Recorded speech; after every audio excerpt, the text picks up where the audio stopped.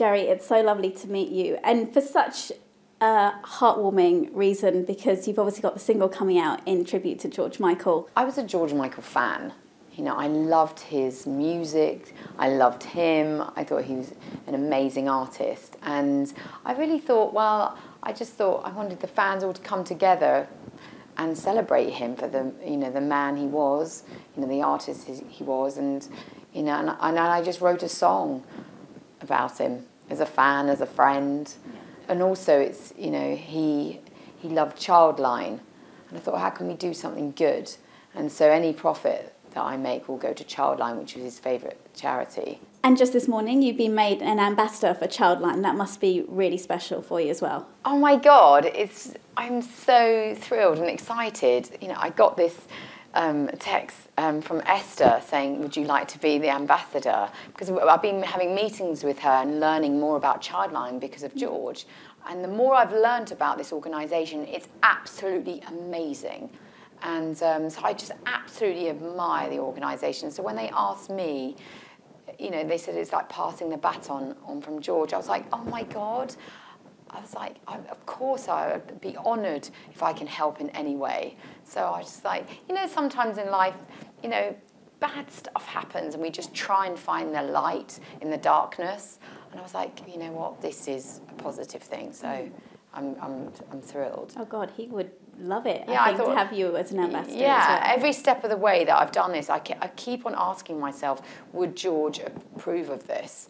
You know, so when I first wrote the song for Angels in Chains, I'd written a few songs and I handed it to the record company saying, you know, this is what I've been working on. And they said, oh, we really like Angels in Chains. We want to release this. And I was a bit nervous at first. And I thought, well, normally I would ask George.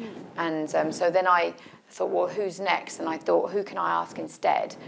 And so I went to Chris Porter, who had worked with George for 30 years. The last record he worked on was Jesus for a Child.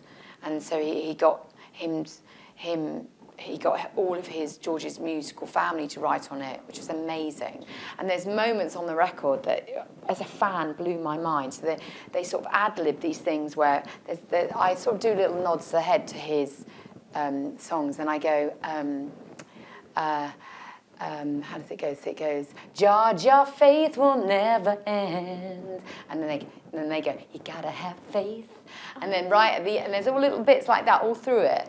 And it just sounds like George's, you know, music. And then there's a bit right at the end where I say, looking back the fun we had, it's freedom that you gave. And they all go, freedom. I'm like, oh my God, you're amazing. So it was just like bittersweet to be in this studio with these amazing artists. Yeah.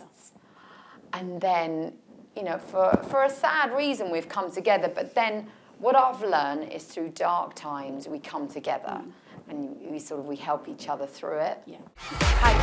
Oh my God! Sorry! Hey! Zane's got a great voice. I'll just leave it at that. I've been wanting to meet you. We haven't met each other yet. Got some lipstick on your teeth.